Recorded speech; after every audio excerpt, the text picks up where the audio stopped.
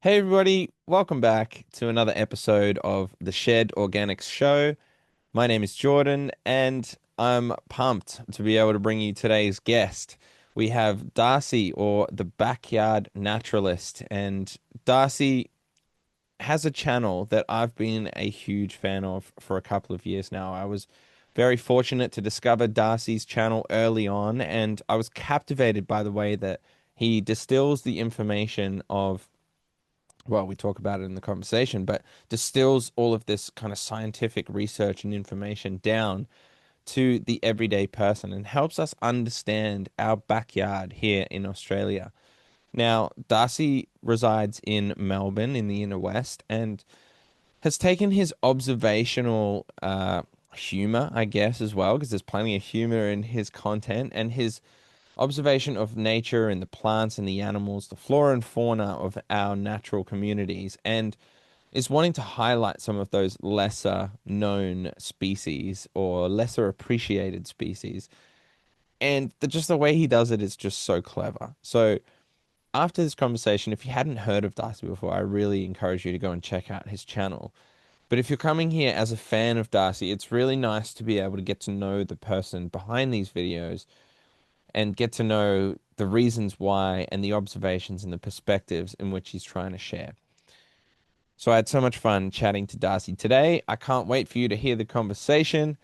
So let's jump in to that conversation with Darcy. Here it is, the Backyard Naturalist.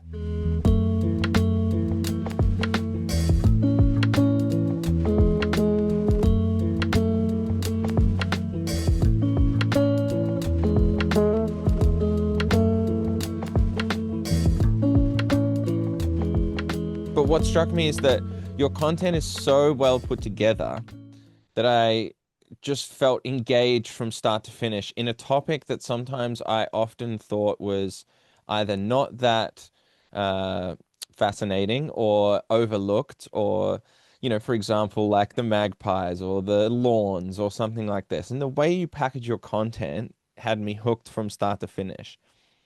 I was trying Mm. to I was trying to sum up before I started about what I thought your content did really well.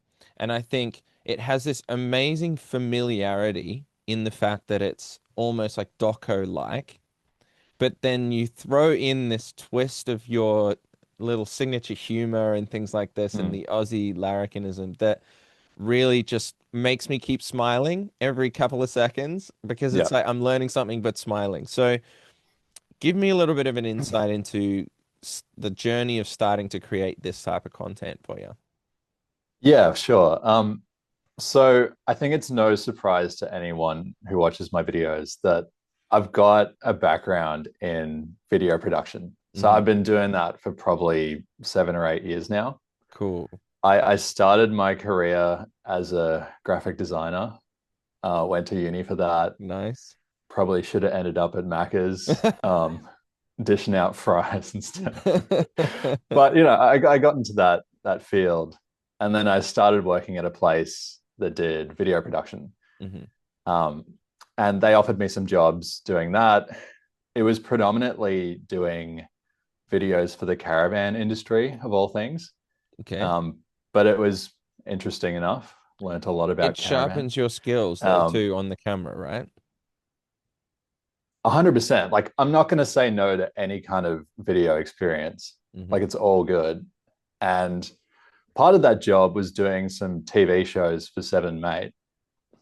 So I got hands-on experience making TV shows, Cool. filming them, and perhaps most importantly, what kind of you're alluding to before, which is like the pacing and keeping things kind of like that doco style, but Yeah. also keeping it chugging along.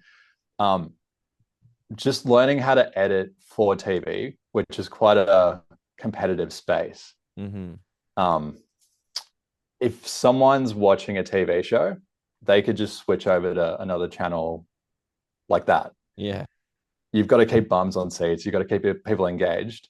And YouTube is like that, except there's a million different channels they could go and watch instead.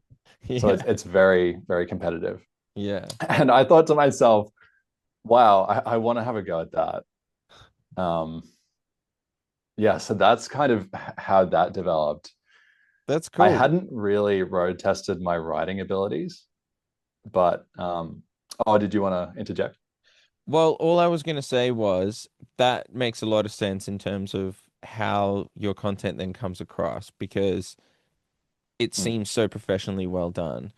And it seems like there's a lot of thought put into it. I think you said to me something like in our communications backwards and forwards that you were working on a video, right? Something like this. You're working on your next video. And I just thought to myself, and I saw on your channel as well, you have 20 videos. I have over 400 videos, not all, the long standard format. There's a lot of shorts in there, but my videos are one shot, one take, one edit. That's it. Like there's no pre-thought. I just turn the camera on myself and fire away, and that's my content. And I thought about it, and I was like, wow, there's so much thought that goes into the reason why I'm so captivated by that video. And there is so much that I'm not understanding about the pacing and the writing and things like this. So, what are these other aspects that you're thinking about in creating that video? I'd almost break it down into like a YouTuber's toolkit. I think Right. as a like when I look at people like Mr. Beast or some of these high level YouTubers, they've got a skill set that includes writing, acting, uh, videography, video editing, Mm-hmm. like a little bit of graphic design, social media management. Like it's probably yeah 7 different jobs in one, and you kind of have to master all of them. It's really fucking hard. Yeah, I totally understand. Um, yeah, particularly the editing. I think a lot of people find that either just quite boring or challenging, and they give up at the first hurdle. But I just sort of pushed through and fell in love with it. Mm. So I think yeah, the editing really is what makes the pace of a video. I can kind of take even just not very good footage of a particular animal, a bird, a reptile, and you can kind of create a story out of that with the right amount of writing and editing. I see what you mean. So like if they've just sort of they're sitting there staring at something for ages and then eventually turn to the camera, if you pace that about them thinking about something and then going, yeah, I got the idea, then the storyline fits what the visual is doing and you're playing to that. I think so. And also just thinking about a story that isn't contingent on getting particular bits of footage Mm. because like animals are wild. They're not going to perform the way you want them to. They're not like this perfect little actor that you can script and give lines to. They're just going to do what they do. You've got to work with what they give you rather than the other way around. hmm Okay. So if you are coming from this, working in TV, putting shows together, editing, using the camera and all of this, where does the knowledge, the ecology knowledge and the naturalist part of you come from? Um, well, I suppose that's the most interesting bit of all. Like, um, I'm not, I don't have a background in it at all. Cool. I didn't study ecology. I did, I think the last formal education I did was like year 11 biology. Um, I Oh, no, enjoyed that. me too. Yeah, that Yeah, was good. yeah, it was fine. Um, I mean, yeah, it didn't grip me enough to make a career out of it, but I think it was coming out of COVID and like we were in Victoria, so we got locked down quite harshly. Yeah. Um, and just a real like appreciation for nature again. I think I felt that a lot of people around me felt that, and it was around that time that I just started reading books on Australian native wildlife and plants. And I was living out near, I don't know if you know where Mount Dandenong is, here in No. Victoria, but it's a very beautiful place. There's a lot of like king parrots, yellowtail black cockatoos, hmm um, all sorts of interesting bird life here. And it was almost like I rediscovered it. Yeah. Like, I think when you're a kid, you have a kind of wonderment for nature, and it's all new and exciting for you. And then you become an adult and you get a job, and you just sort of ignore that stuff. And it was like a reawakening. I I like think it. that's what happened, yeah, in 2022 for me. But well, Um, why the choice to make that the channel then if you had so many kind of strings to your bow? I think it was just for me, it was like, here's this amazing new thing that I've rediscovered.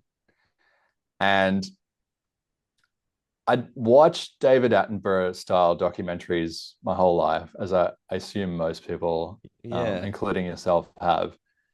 And it was this thing where I realized animals like the magpie, or the currawong, or even the possums, like living in my roof at the time, like they didn't get their moment in the spotlight in those docos. It was always like the African animals in the savannah, like the graceful Big elephant pretty walking around it. colors and stuff. Yeah. Yeah, and it's just like, why can't these animals in my backyard get the star treatment? And then you That was kind of the thing. And when I clicked that in my head, I was like, that's the YouTube idea. yeah, it really is because I think especially like you said, the ones on those types of animals or on lawns where it is the just the neglected, forgotten animals or areas and things like this. Um, what's one that has resonated with people that you didn't really expect so much? Like, is there one that's really stands out that everyone was like, "Yes, Darcy, this was epic." A particular video or a Yeah, particular concept animal. or yeah, video or concept, Oh, the Shut-in's Guide to Native Australian Plants. Yeah. The reception that got blew me away, because I guess I was trying to do something that hadn't really been attempted yet on YouTube, which was to try and take like all of Australia's plant, it's just like the plethora of all of it, like hundreds of thousands of species potentially, and turn it into one comprehensive guide for Yeah. beginners. And that's a hard thing to do. And I really just picked probably like 12 to 15 of the ones that I thought in my mind, here are the most well-known ones. Here are the ones you'd see on like your street corner or in Hmm. someone's garden or out in the bush, and like cover them well, and just find out new facts about them. And I added my jokes to that as well, which probably sweetened the deal. Yeah. And people loved it. I didn't expect a plant video to go that well compared to some of the animal ones. True, true. I guess it's just the animal ones are kind of like to me it's more of a obvious people pleaser because everybody loves animals. And the plants are the ones where it's like you have to be a little bit more clever in terms of trying to get people to really understand because as you say they become part of the background, all of these things. It's like that picture on the wall that you walk past in your house every single day and it just becomes part of the wallpaper. But like yeah, having so like the way you framed it, I think it's the perspective shift and Mm. not necessarily going, yes, this is the type of tree or the type of species and this is what it does. You may have seen it like because every single one really, I was like, yes, like I've seen that. Oh, okay. Learned a fact or two about it, but it's the change of viewpoint. It's like you've brought the viewer into a different way of looking at all of these things. Same as the lawn. Like I bring that Yeah. one up quite a lot because that one's quite funny. So is that's deliberate as well, trying to really just shift the perspective or do it in a way that hasn't been done before?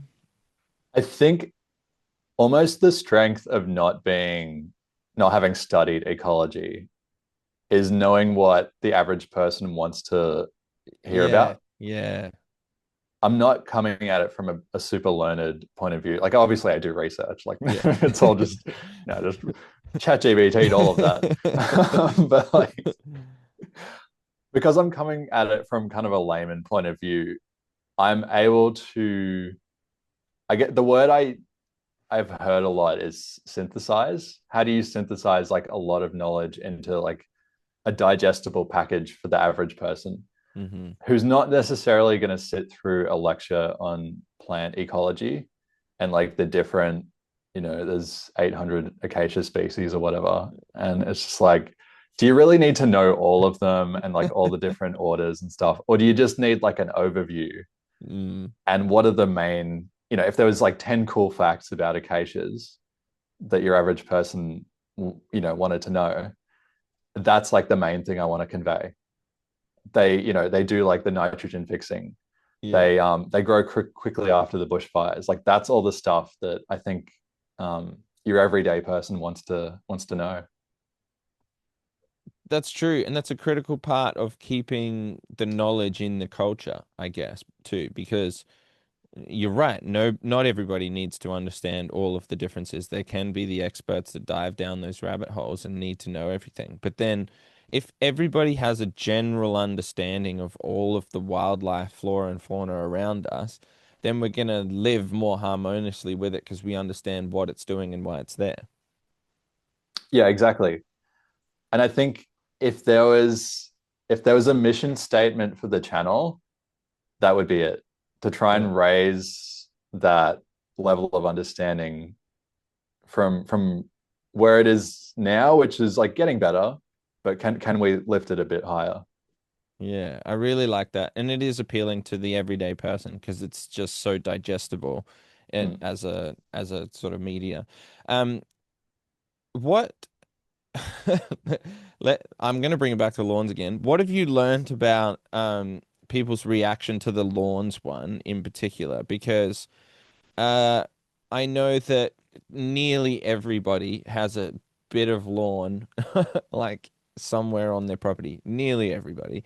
Yeah. Um, especially in suburbia, let's categorize because that seems to be kind of your lane somewhat is your suburban everyday kind of gardens. Um, and the natives obviously. So the the lawns, what's the reaction from everybody in terms of how they found that and specifically why did you choose to highlight that again? So I would say the reaction was mostly positive. I was actually expecting it to be a bit more controversial. Okay. Um, I did have a lot of comments saying like, I just like my lawn. I don't want there to be snakes in there. And that's a fair enough argument. If you've Yeah. got kids running around, you probably don't want snakes crawling through your grass. But that's yeah, that's totally understandable. Um, but most people were supportive of it. I think I think if you click on that video, you kind of know what you're going to get. Yeah. Maybe I was selecting for people who already um, already didn't like lawns that much and wanted to rewild. I wasn't I wasn't attracting all the lawn enthusiasts out there. Yeah. But Because that's my like that was my thinking is just going, I very much loved that video because I agree with you so much on so many of those points in which you raised. And I forever am telling people to convert lawn into gardens. And I'm actually doing that on my channel, mm, converting my front lawn into a bit of diverse gardens. And I know lots of people that are so, proud of their lawn and they love that as much as any other garden or gardener loves their garden and they're happy to mow it and they're happy to look after it. And I feel as if, as long as, you're not doing damage with chemicals and things like this, for me at least, that's my perspective. Look after your lawn and make it look like a beautiful place to be, then that's great. It's the lawns that are usually the neglected and the spaces that are being left to sort of wither away as a terrible monoculture rather than, turning that into a productive land space. If it is productive for you and children running around and kicking a ball around on or something, then happy days. mm. Yeah, but then you've got those people that, yeah, would have said a few things. Was there anything nasty or are you pretty, thick-skinned? I mean, I think you have to be on YouTube. Yeah. My audience is pretty good. I think actually the interesting thing out of that video that I noticed, because I look at the analytics on the back end and I can see where people are watching from and like, stuff like that. That one actually has a higher American viewership than Australian. Mm, So I actually had a higher US audience on that interesting. one. True. They were still pretty supportive, um, But there's a lot of which is lawn lovers interesting. over there. Yeah, that's definitely Lawn Central over in the USA.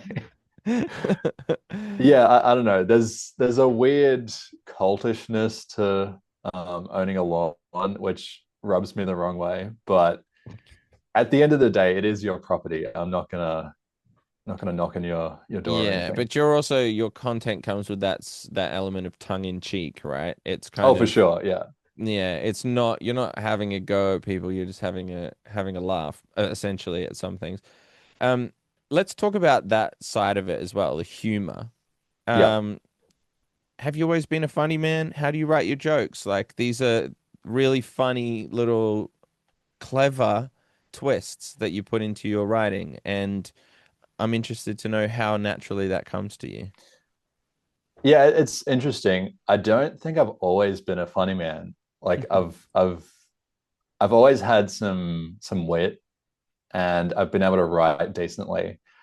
But I think I threw a couple of jokes into my first video on magpies and people like that. Yeah. And then it was like, okay, I'll throw a few more in the next one and then a few more in the next one. And I kind of realized how fun it was to write humor.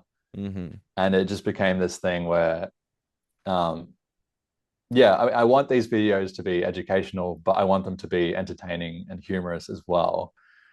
And I just enjoy the process of writing jokes so much that it has like woven itself into like the core of how I make the videos.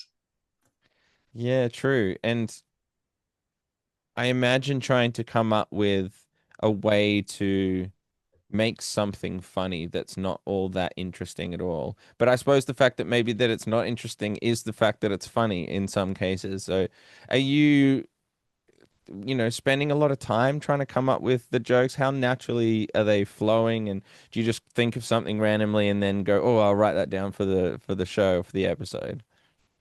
It's funny you say that. It's literally the last one. I've got my little like notepad on my phone. If I think of something, it's just like writing it down that second. And if I don't, it'll slip out of my head and I'll never remember it again. Yeah, those forgotten jokes that were always the best ones when you've thought of them. But that's a I, great I feel like technique. actually, yeah, to add to that, some of the best jokes have been lying awake at night, like on the verge of sleep, and something just comes to me and I have to like quickly grab my phone and write that down. It's just like some horrible pun. I don't even know if it's going to be useful or not, but I still write it down. Yeah, that and I've heard that technique a lot from people, creatives.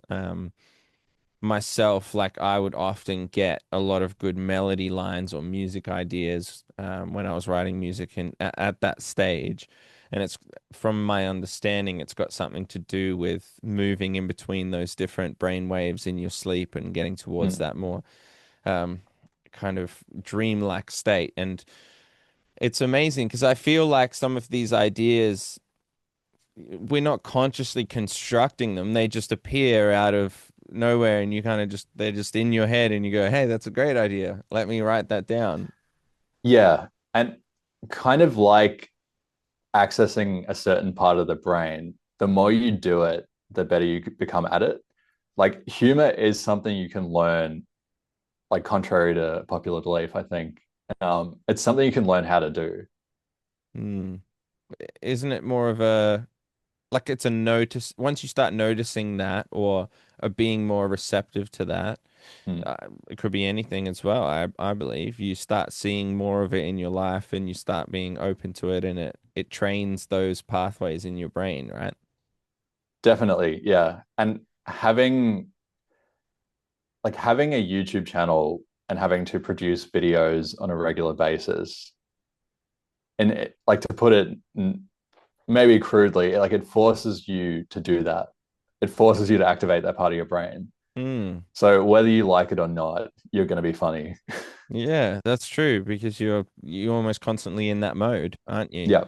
Yeah, I've definitely found that in terms of just like the making the content, and as I said to you, I'm a point and shoot type person, Mm. not much thought past that. Um, it helps me be on guard to be able to create content a lot and just kind of get the camera out when I need to and be ready and receptive for those moments and notice something and go, oh, that would be really good B-roll, or that I didn't notice that flower. Let me take a photo of that flower because I want to share it to everybody else and show how the different look of that in the light, or the Mm. fact that that's being pollinated, something like this. Um, I've noticed on your Instagram, for example, you share a lot Mm. of your, shots of animals and things like this. Are these all ones you've taken yourself? And how often are you going out to go and collect these types of this footage? Hey guys, really quickly, jumping in, I just want to remind you, if you are not subscribed to this show, that is the number one thing that you can do to show me your support. So if you're finding value from this conversation and you're deeply engaged, I would love you to hit the follow or subscribe button. All right, back to the show. Not as often as I'd like to be honest. That's the short answer. Yeah. Yeah, all of the stuff I share on Instagram is my stuff. I think, yeah, it's interesting when you do YouTube and you do Instagram, it's trying to figure out how those different social media platforms should be used. Hmm. I think the Instagram for me is more of um, it's a place to put less polished material, just stuff from my everyday. Hey, I saw this cool bird. I'm going to put it on there. And like, how sick is that? Or Yeah. like, here's a compilation of things I saw on this trip to like Castlemaine or whatever. Yeah. Um, I don't want to call it like a dumping ground because it's all good content, but yeah, I mean that's what the Instagram page is for me. Okay. And have you dabbled in any short form content at all? I don't know if you have or not, but I'm just see. Well, yeah, I've got a reel sitting on my desktop right now, and I haven't got the balls to post it yet because I'm not happy with it. But Isn't that it's just the creator's mindset summed up in one line? for real, yeah, yeah. But I'd like to dabble with it. Man, I'm telling you right now, you would hit it. You just need to put bulk volume of clips of your stuff up there. I mean, I'm not trying to tell you what to do. I'm just like, I just would watch the shit out of it, to put it Hell yeah, lightly. Just thank see you. all the clips, like just even just the little one-liners of you just roasting some pe person's lawn or a Yeah. bird would just is classic. So, I encourage you to step into that world and post it. Just post it. Um, yeah. So then, like taking these, is this footage that you're going out and getting deliberate based on the episode, or are you just observing and filming and then things just make their way into the episodes? When I'm doing a particular video, Yeah. yeah, it's a bit of both.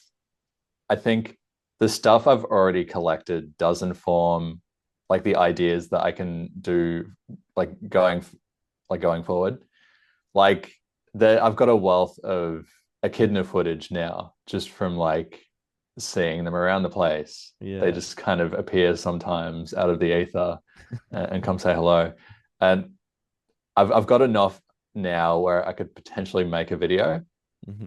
but it's a difficult thing. I've chosen a weird YouTube niche where I'm making documentaries all by myself. So I'm having to be the cameraman and the director and the writer. 100%. So And the researcher and everything. yeah, literally, literally.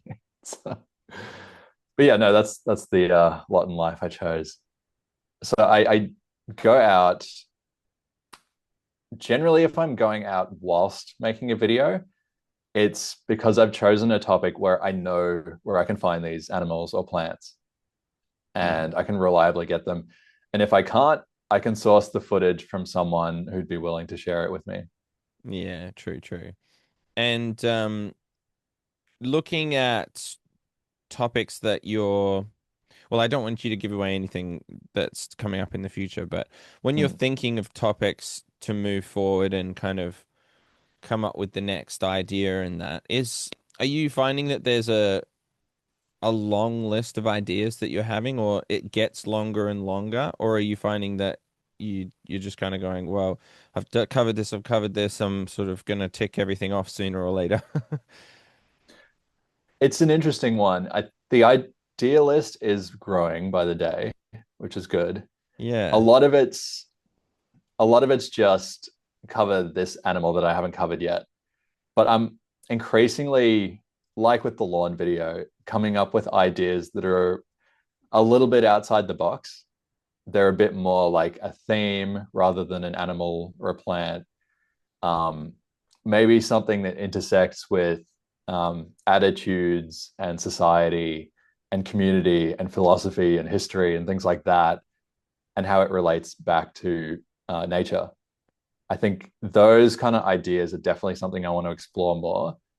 So the channels, you'll be glad to hear, viewers. It's not running out of content anytime soon, but No, the I guess the reason I asked is because I find that the more I dive into it, the more avenues I feel like I could go down. And I was just mm, interested whether that resonated with you because you do find all of these different things that you could cover that you didn't think that you could cover initially. And I love what you just said about just societal norms or attitudes or just viewpoints and the observational way in which you look at that. So you kind of are taking the population um, as a whole or as a stereotype or various stereotypes, and then you're playing that out in the scenarios of the videos that you're coming up with. So mm. like how you're, you know, um, say everyday gardener that just shops at the big green shed or the local garden and might treat their garden versus like somebody who's a horticulturalist or something like this, and you can contrast viewpoints and see how society interplays with each other, and I feel like that's a really clever reflection and showing people back what society's like or what it's like from a different perspective that we're not all used to. Yeah, exactly. Because as much as it's about the animals and plants themselves and they're interesting, like the story of the channel is also about people. Yeah. And the lawn video was about ultimately the attitudes of people towards this particular gardening style and the fact that it's become so ubiquitous in our society and the commentary on that. And I think that's why people enjoyed it, or some people didn't enjoy it and made their thoughts known in the comments. But that's why, because it struck something a bit more human. Yeah. It's a story that people can kind of latch Yeah. onto a little bit. Um, Now, Darcy, do you garden yourself? Do you have a lawn? What do you have that you look after, or is this something that you just observe in the community? I mean, I've got my pot plants. I've got a few natives growing. Nice. Um, I don't own any property at the moment, so It's hard, when I man. do, yeah, it'll. I'd really love to buy a place that's got a lawn and transform it just for Yes. that experience. That'd be sick. But yeah, at the moment, just got my pot plants. My grevilleas are doing well. The Nice. sun is starting to shine here in Victoria again, thankfully. um, Yeah, I know. It's crazy the four seasons in one day type thing, and people have been talking about these seasons and things lately as well. I think, um, especially down in Melbourne, you guys just have this crazy shift of weather all the time. yeah, but it also means there's a totally different ecosystem here compared to up in Queensland. Mm. You've got plants and animals that have to survive sometimes like freezing cold weather, which is really interesting. But back to your point, I suppose yeah, I would. I mean, my observations are generally of what's going on in the community generally. So it'll be much like in the lawn video, to bring that reference up for the fourth time, Yeah. uh, what's going on in people's yards, what's going on, particularly at the local parks. I feel like that's a good metric for like the community's view on ecology. Mm. A lot of them have been transformed, and you can see planting projects going on, and a lot of thickets of natives have been planted in there, which is great to see. And Yeah. that just didn't exist, 20, 30 years ago. You're right. And I feel like now that you've dived headfirst into this kind of land and you're educating yourself, obviously very well at all of this kind of stuff, you're doing your research and you're presenting it, and through that you learn a lot. How do you see yourself continuing on in this space? Obviously, you want to continue doing what you're doing with the YouTube, but is this something that now you're gonna think about maybe shifting into a little bit more generally as a career rather than in the Mm. land you inhabited before? I think that's the big question on my mind at the moment. Um, it's a hard one. It's a big old life decision. But Yeah. I think at my core, I'm a creative, and I will always want to do video production and documentary making. I do care a great deal about ecology, and doing the channel has made me care more. So I think it's bringing those two things together. Um, there's way bigger documentary ideas that I've got in scope that I just can't pull off at the moment. Yeah. But if I was able to, you know, do this full time or crowdfund it or whatever I need to do, um, there's far bigger things that I could do with this channel and with this brand that I'm doing right now. I believe so. I got very excited just seeing, your growth from what you've just done. I mean, it's not to take away from what it is, because what it is as a product is an amazing thing, the video or the videos. But in one instance, it's just your documentary format of the videos. Then you've got all of these other things that you could do, you in real life, you taking documentaries to, like you said, to the next level, taking more of your shorts, reels, short form content, recapturing these types of things. There's so many different avenues that I saw. I was like, man, you've got so much that you could do in front of you, and you can make such a huge impact with that channel Mm. without having to go in, like you said, yeah, go and be an ecologist and go into parliament or whatever that, whatever kind of changes you could make. Yeah, You're doing it through your medium of creativity in the way that you can really shoot the message the best. I think that's it. I think everyone has a skill set that they're great at. Um, I know what mine is. I'm not necessarily the most scientifically minded person. I'll leave that to the people who are really good at it. Many of whom I've met through making these videos. Cool. But yeah, I think that's it. I know my strength, and I'm going to continue to play to it.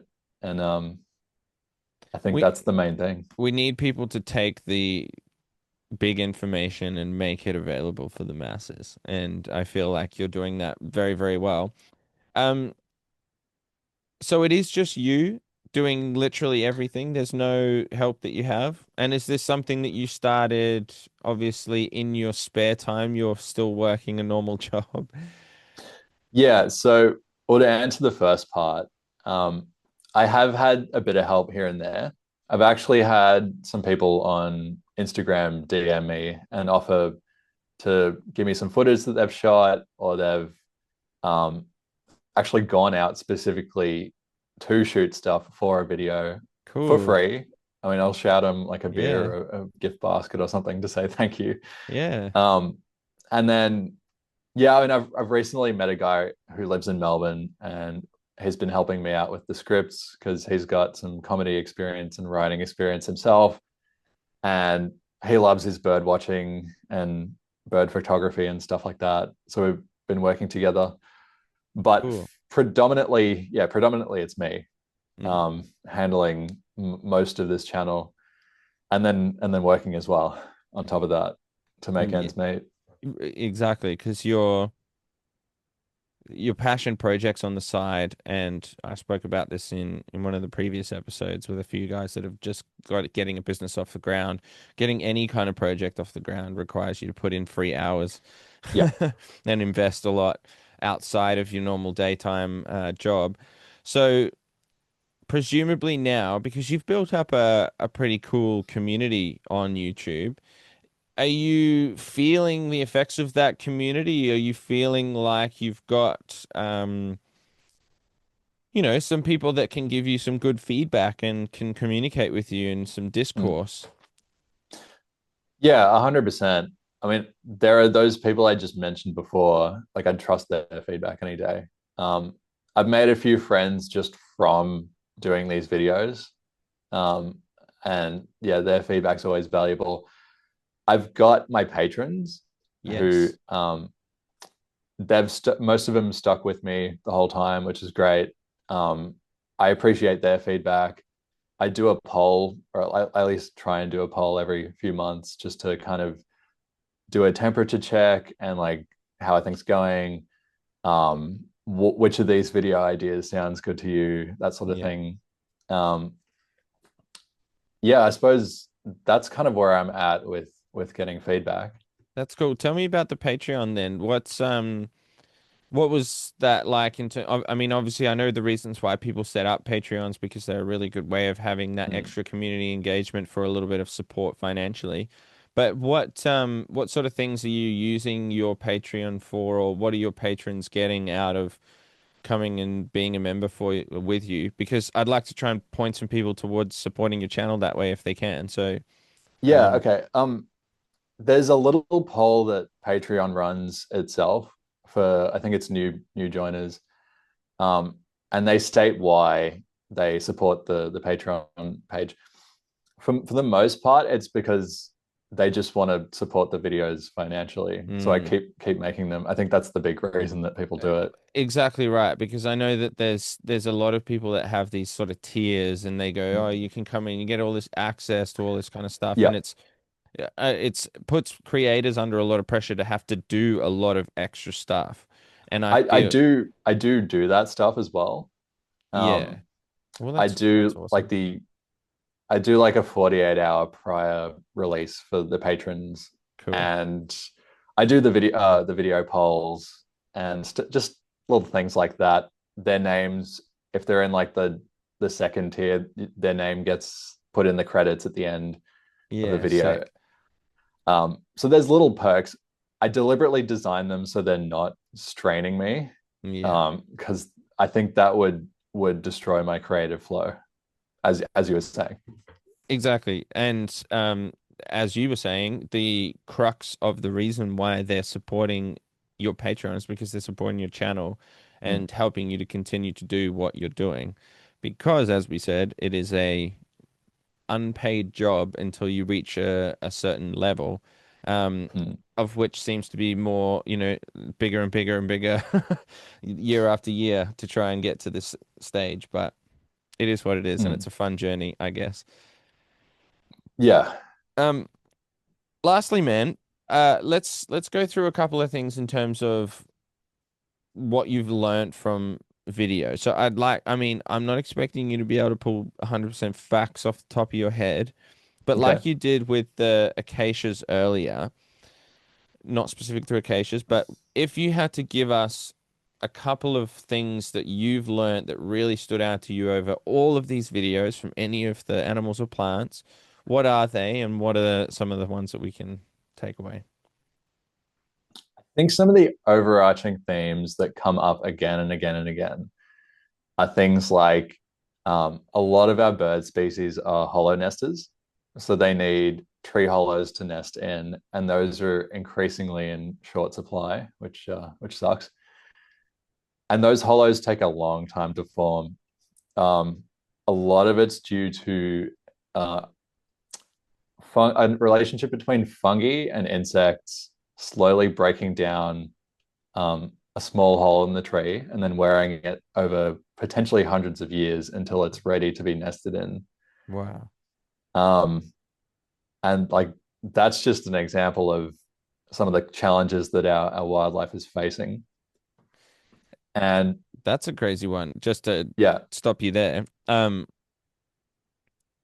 That's I didn't even know part of that because hundreds of years that now I'm thinking like I barely ever see a hollow in a tree. Like the amount of hollow trees with hollows in you see compared to normal trees, like it's mm, small, small yeah, population. I'd wager the reason for that is because most of the trees you're seeing were planted in the last 50 years or so. It's Mm, not old growth trees. Those would be the really huge ones that when the Europeans came to colonize, were massive and they cut them down for wood and turned them into houses and lumber and all that. And so we've lost a lot of those old growth trees. goodness me. Okay, That's wow. just an example. That's a really good one. Do you have any others? Yeah, it was a big, it's kind of a funny one. I keep talking about it with people.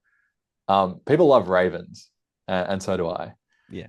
People don't know that we've got crows and ravens, and there's five total species. There's two crow species and three raven species. They all kind of look quite similar, which doesn't help. Um, and they've all got a slightly different call. Um, this is not something I can teach people how to do, but if you just listen to the different calls long enough, you can kind of tell the difference between them. I can do it by ear, Wow. but again, it's not something I can translate Yeah. across to people. But I just love that fact. That is really cool. I don't know that because I would have just thought that there is the black crow and that's that. Yeah, I think that was most people's Yeah. thoughts on it. Yeah. Mine too. Like that's the great thing about the channel. Like I didn't know any of this stuff myself when I started. Mm. I think maybe the most rewarding thing is teaching myself the things I didn't know. Yeah, and then it's fascinating. You kind of go, wow, and you can share that fascination of just learning it with everybody Yep, else. 100%. Yeah, wow. So, what's top of mind for you then at the moment in terms of the channel and the next chapters, without giving away too many ideas and things? What's the what's your top focuses at the moment? I think, as we were saying before, videos with a more of a grand theme Hmm. around society, culture, philosophy, history, and tying that back to ecology.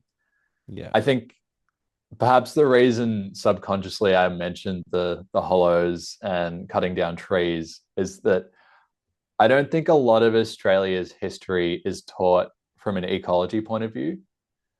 Like the entire continent used to be bush. Mm. Some of it used to be like huge temperate rainforests. Um, there was just bush and trees everywhere, and most of it's kind of been turned into farmland now, um, predominantly for grazing sheep and cattle. And that's a story that hasn't really been told yet, at least not Right. on YouTube. Cool. There's like a little hint of kind of one idea I'm thinking about. I like It's that. a big scale one. It's not going to come out in the next 6 months, but it's Takes a long time to edit. yeah, for sure. But that's kind of the themes that I'm rattling around in my brain at the moment. I like that. And then anything kind of outside of the ideas space, like more practical or more personal or something. Yeah, I mean, I'd love to do a bit more traveling around the country because I Sure. haven't like I've been very much Victorian focused. Um, I'm lucky that like Victoria shares a lot of ecology with New South Wales, Queensland, South Australia. Um, so there's a lot in common there, but I'd love to do a WA episode. I'd love to do an NT episode because there's just so many interesting animals and plants up there.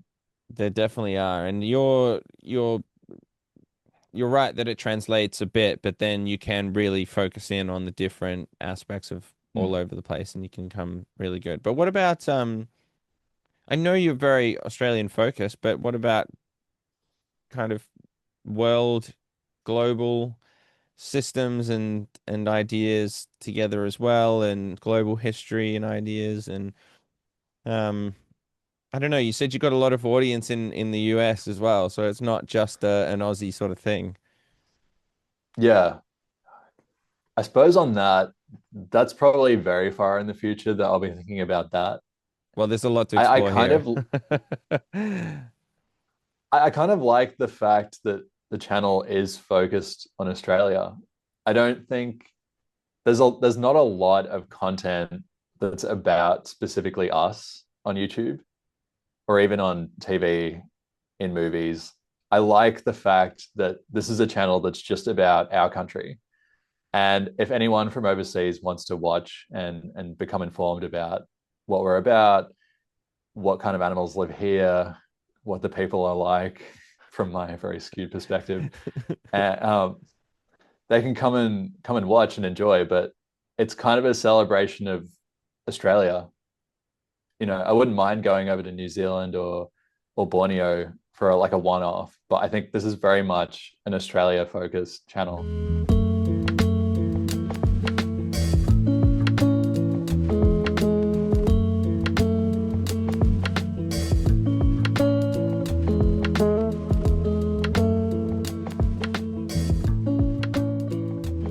All right, everybody, there it is. Thank you again to Darcy for joining us.